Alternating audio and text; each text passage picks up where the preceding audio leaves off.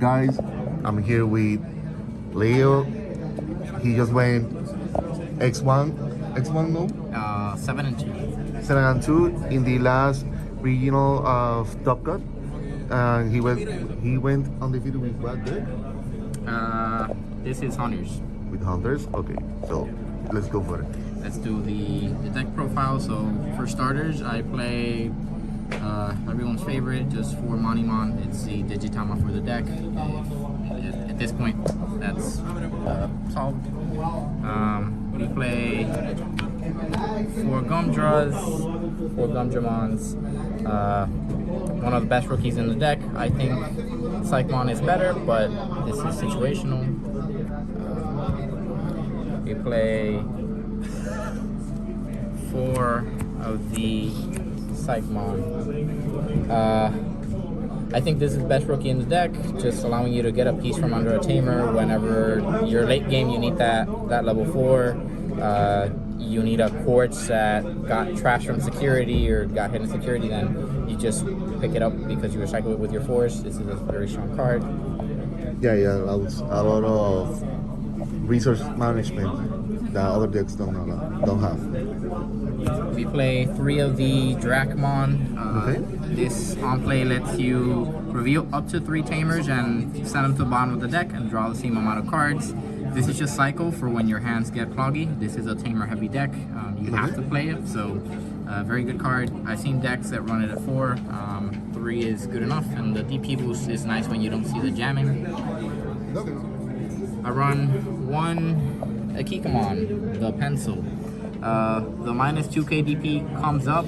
It allows you to clear certain bodies when you stack it with your level 4 inherit, the king version. So this does come up, especially against the Shine matchup where you take care of multiple bodies sometimes. And it allows you to stop them from having the names on board to Evo for free. So this is a really good card. Problem with it is it doesn't save itself on deletion, so you kind of go minus. It's a card that doesn't save itself, so we only run it at 1. And then we're running 1 final copy of a rookie, and this is just a spice that I threw in the deck. I run 1 of the BT8 Psychmon that stops all players from reducing play cost. I know this seems like a card that hurts me because this deck also does a lot of digi-crossing to reduce cost, but I really like this card against the Mirror.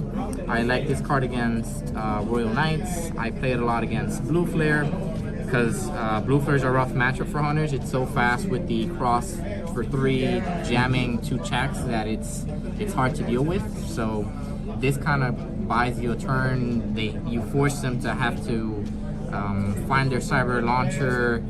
In the case of Royal Knights, they have to play the Tamer for 5 or a Porcupamon to get rid of it.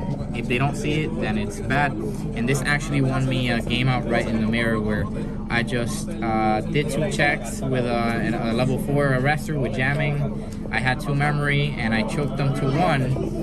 And they didn't have a rookie in raising or anything, and so at 1 memory with this on board, they just couldn't recover, and my opponent just scooped it up. I would have done a check with this, 2 checks, and then a check with a guy in racing, and that would have been it. So strong card. Unexpected. Not many players use this in their Hunters because exactly it doesn't have save, so it's kind of not needed, but it's actually a pretty good card. So congrats on the tech. I play next up for 4s. I play 4 of the king version. On play a Tamer, 1 of the 3 Hunters from your hand. Very good card. I think the best level 4 in deck. Very good card, so play 4 of it. Next up, we play 4 of the Digimon, the professional whiffer himself, Mr. Whiff. This card, all it does is send your pieces to the bottom of the deck. I always try to use it as a source, Evo and back, that way it doesn't whiff my pieces. Okay. I play it when it's been a couple turns and I haven't seen a Tamer yet. I know I'm due to get a Tamer because of the volume of Tamers, so that's when I play it outside the deck. And I generally have a rule with this deck: if this thing hits early game, I'm probably winning that game. If it whiffs, I'm probably losing. So I just don't get too hung up about it. If you hit a Tamer, then you're great. Okay. Next up, we're going for 4 of the Arrestramons. This guy Digivolves for 2, and it gives you Rush if you have 2 sources under him. So basically all your rookies cross by putting a source under, so that automatically gives you the 2. You can easily evolve for 0 by tapping your Tamers, so this will give you Rush for game or allow you to evolve into Superior, get checks, and at the end of turn swing without suspending yourself. So it's a good card. Love this card. We run 3 Clockmon Jamming. This has blocker, on play reveal top 3, had 2 different Digimon with saves. They have different colors on them, and the inheritable is what we play it for, mainly the jamming. This card is necessary against Royal Knights, otherwise you're going to be taking forever to chip away at their security, and they're just probably going to beat you outright.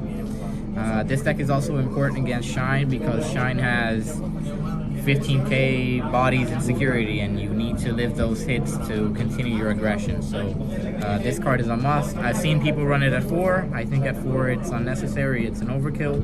At 2 you could run it, but I'd rather see it than not, so that's why I run it at 3.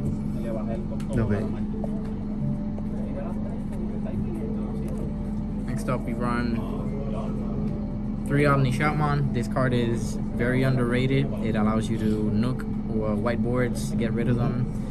Very strong against Shine, very strong against Royal Knights. Just having 4 sources with jamming, just swing 2 checks, and putting your opponent on a clock, especially since you got Rush out of nowhere.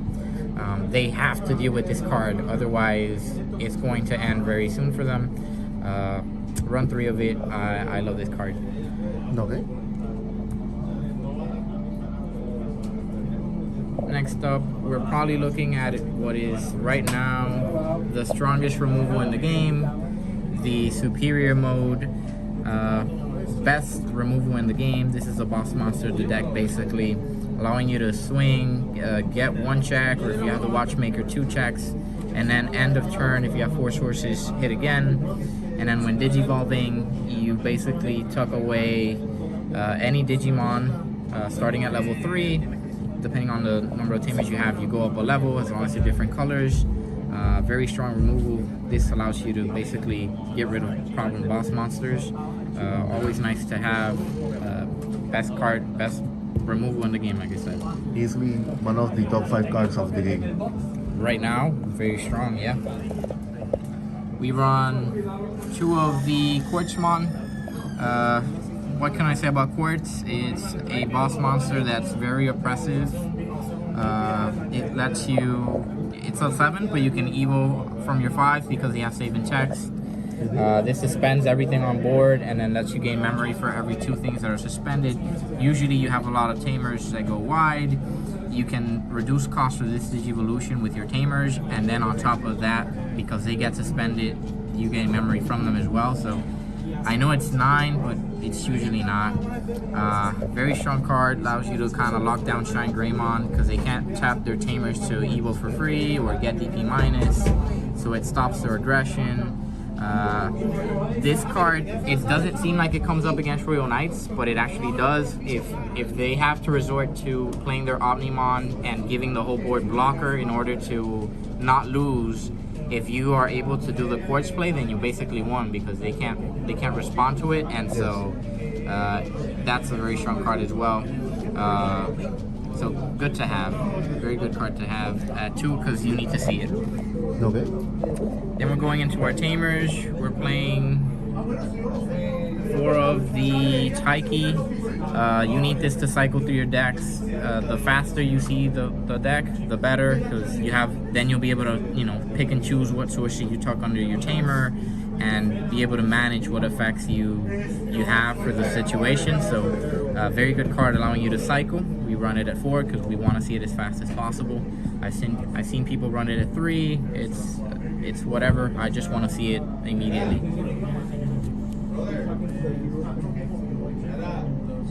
We run 2 of the Uamano, the black color Tamer. You put a source under it, you gain a memory, so that extra memory helps starting your turns off at 1 more memory than you would have. Sometimes if you have the fixer, you start at 4 with this. I only run at 2 copies because I dislike negging myself a card in hand. Sometimes it comes up where you have a very specific line that helps you get rid of the problem on board, but you have to neg yourself 1 because you need that memory by using a piece that you need for that combo. So it's very hard to proc late game if you don't have a lot of cards in hand. So I only run it at 2. It's fine at 2. You can run it at 3. I've run it at 3 in the past, but that's fine. Running 3 of the Tagiru, it's a fixer. It just sets you to 3 at the start of every turn, which is great because by fixing yourself at 3, you can cross your rookie for 2, still have 1 memory to reduce cost by 1 or by 2 with your other tamers or this tamer itself. Problem with him is he doesn't tuck sources under himself, so you kind of depend on things getting deleted to get him, or the Digimon effect where you put a card under a tamer to get sources under him. So that's why only run it at 3. Next up, we are running 3 Watchmaker. This card is very powerful. Reveals top 3, adds tamer with honor and traits, and a Digimon with save and text. Very powerful card.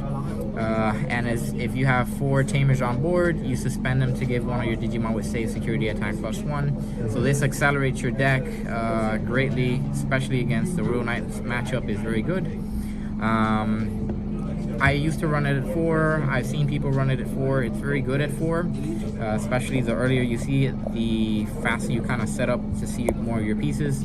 The problem with this tamer is after you have 2 on board, it's really too much. After you have 2 on board, you get diminishing value from this because this doesn't let you reduce your Digivolution cost. And also, at some point, if you already have enough of the pieces on hand, you're basically bottom decking 2 of your Digimon, which you'll need late game more than the tamers. So 3 is enough. And then this is another tech for the deck that I decided to play at the last minute while testing on Friday. We're playing one of the Hokuto, Monokawa, Hero's Dad. So this is another white tamer for the deck. It's only 2 costs, so sometimes it lets you choke your opponent. Effect is start of your turn. If your opponent has 3 or more tamers, you gain 1 memory. So you start off at 1 more than you would have without having to neg yourself the source. It works very well against the mirror because, you know, we play tamers. You have to play tamers to play the deck, so very good against the mirror. This card is also very good against Royal Knights, Blue Flare, Belphamon, because of the other effect. All turns when an opponent will play a Digimon, if it's level 4 or higher, you suspend him to gain a memory, and if it's level 3, you suspend it to draw 1 card. So card draw to give yourself hand advantage, cycle through your deck faster, or obviously taxing that Royal Knight play, where sometimes they are calculating their memory to do their play and they're at 0, and then they're gonna play an extra Royal Knight or an extra Digimon. You just suspend this, set yourself to 1, and if you have the fixer, you go to 3, and then you have a body on board that you just have to get rid of it so that they can't absorb it under the Yggdrasil. It slows them down a lot. Same with Blue Flare, they're at 3, they cross to their Metal Greymon, and then you suspend it and go to 1. You stole their turn, and now you have a body that you can easily either pop with Omni Shout, it'll get their save, but they didn't do damage, or you can send to the bottom of a tamer with Superior Mode, and at that point it's worthless, so very good card. Also helps against the Belphamon matchup where you tax their Gizamon plays where they play their 4 for a reduced cost. Well, with this, you just suspend it and make it slightly more expensive. These decks that play around reducing costs, like Royal Knights and Belphamon, they're very tight with the memory to keep turn for their combo. So if you can just let them do their thing and then out of sight, out of mind, just tap this out of nowhere, then all of a sudden you stole the turn, or they don't have enough memory to do what they wanted to do, then you're interrupting. So that's why I play it. It might seem weird, but it really does work. So I like it in the deck. It's a one. It did work. It did work. It sure did. Even against Bloom, actually, they play their force because of their effects. Then you tap it to gain a memory, and then all of a sudden that Bloom Lord play where they go back to their turn isn't as viable anymore. So very good card. It does work. And yeah, that's the 50 card list that I got 11 against with in that Top Card Regional. I only lost twice, one against the Mirror and the other one against Blackboard Greymon. Hades Force is a card, so what can you do? Card. It is a cardboard, man. But other than that, deck played great, and that's my list. Thank you very much for the deck list. And any changes you would like to do to the deck? I'd like to. Man, I wish I had space for 2 of these. Although the deck doesn't really need it. I would like to try out a list, and this is just me kind of trolling. I've played the purple Yuamano in the past, so I'd like to try it again. I'd like to go back to something outrageous like 15 Tamers, and play 4 of the Watchmaker, but I'd just do it so that I can say my Digimon always hits, because I'm gonna be playing an outrageous amount of Tamers, and I'd probably play Dracmon at 4 at that point. Again, this card and the Psychmon are tech choices for the meta, so these are meta calls. I by no means say that you should play these in all your hunters lists. This was just a meta call that worked very well. Also, the third Omnichild is also a meta call. Right, you could play the. You're absolutely right. You could play the Asamon, but the Asamon, I find it only digivolves from this guy. And sometimes you just don't have him, and so you kind of have a dead level 5 in hand that won't let you do much with it. The Omni Shout you could cut to 2. I've seen people run only 6 level 5s, Okay. and run more rookies, and that's again completely fine. But I just like doing my 2 checks as early as possible, so I'd keep Omni Shout at 3, but I'd probably play around these 2 cards in terms of ratios. Okay. And that's it. Yep. Well, thank you, Leo, for the deck profile. Anything else you would like to add? No. Hunters is a great deck. Please don't ban it. And thank you for watching, guys. Thank you for